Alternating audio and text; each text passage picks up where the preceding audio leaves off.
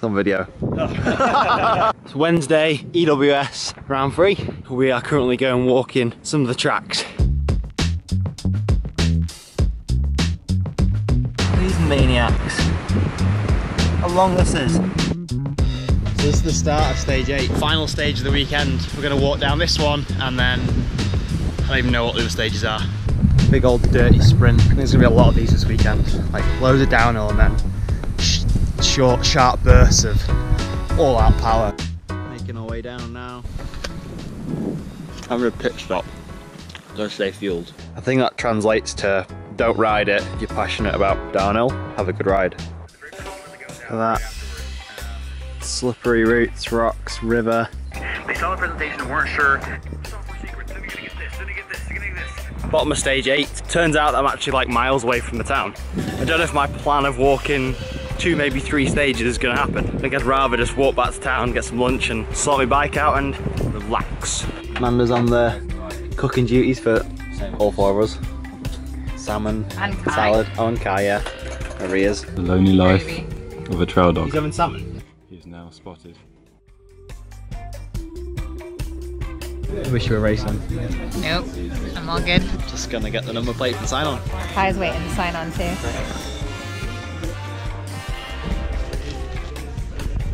So we're just getting ready to go up for day 1 of practice. 3 bikes loaded into the car, a designated driver and 1 annoying dog. Oh no.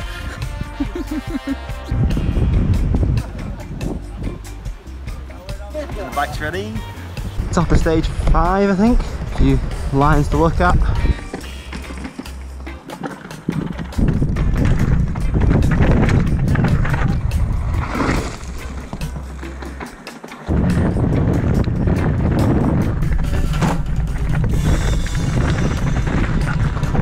Oh, shit.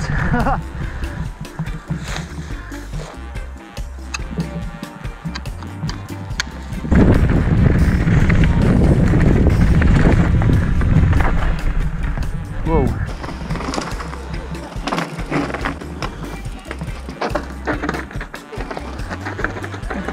Don't go fast. It's not worth it.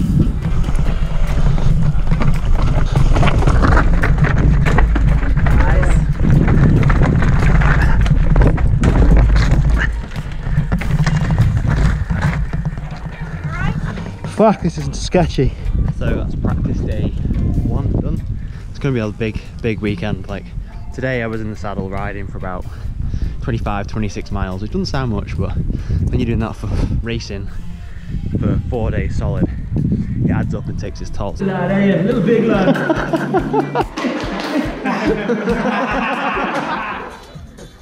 Right. How you feeling?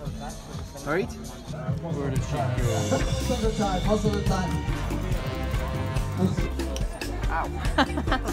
See you later. Next, 39, David Virginia. Jen's just getting stuck in the bushes, trying to be a super good spectator. Let's go, team support. There's the view. Up to stage 1, nearly at the top now.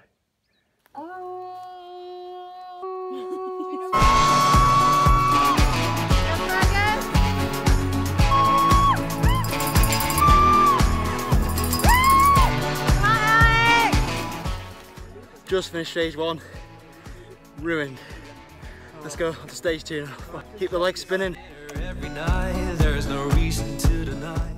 Just on the way up to stage 2. The track goes like right next to where we're riding up, so you can actually have a look at a bit of the track. It looks pretty dusty and fast. Trying to get a hold of the Bottom of stage 2. Something off the jockey wheel. Bit of a disaster on stage 2. Over on a corner, straight over the turn and in some bushes. Then couldn't clip back in. I think I had some shit in the cleat. And then snapped the jockey wheel on the stage and the fast fire a bit. Ended up having to sprint, like run up a hill. Somebody overtook me and yeah, I lost a bit of time on that and then a good 15 minutes at the bottom sorting that out. So I've just sprinted down to the bottom of the climb to stage 3. Up there we're going. Took me about an hour yesterday. I'm hoping get us up in the same time and have a bit of a chill at the top. Just about made it to stop at stage 3. 10 minutes to go. Well, I couldn't time it any better. Legs, a bit of time to cool down. Not too long to get cold. So, Stage 3, got to the top with time to spare, set off, going well, probably about 40 seconds in, dropped the chain, and then I had to let some Danish person pass, but just taking this race as the first one and using it as a benchmark, I guess, and seeing what it's like, where I need to make improvements. Now, final stage starts at the top of that church spire thing. Where are your shorts? Just tell me what happened to your shorts. Sorry? Where are your shorts? Why are you in Lycra?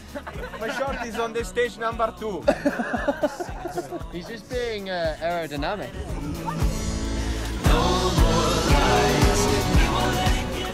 Hi. That was hellish. A day of hell. Huh? A day of hell. So, just finished up day 1 of racing. It's been tough. Like, I've never ridden tracks like it for as long as the tracks are, and I've never ridden tracks that are as rocky as the ones here. I don't know if you can hear the rain now. It's forecast to rain like this, and maybe tomorrow as well, which is going to make things probably just as challenging, if not harder, for tomorrow. I'm just happy I survived today. No idea where I'm sitting at the minute. I'm just happy I got round with a couple of mechanicals and a little crash. Just racing, see how it goes. Go and try and get a good night's sleep and crack on for tomorrow. So, Sunday, it's raining. Just about to head out, got about 10 minutes till we start, and it's probably going to be a wet, windy and muddy day. Yeah.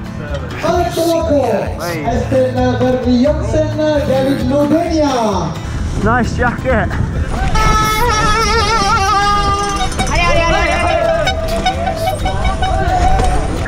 No! Fucking over it.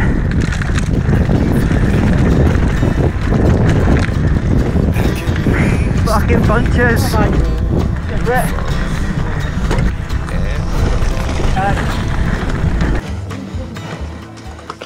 Story of my weekend, this.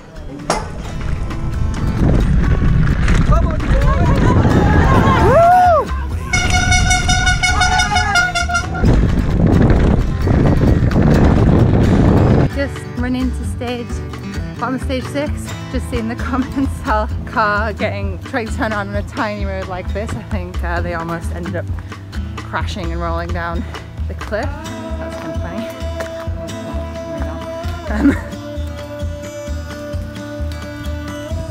The support team running around with me. Whoa.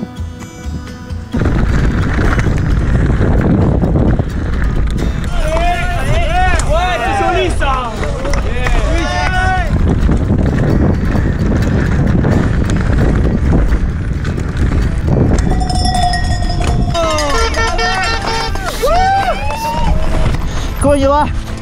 Come on, don't care.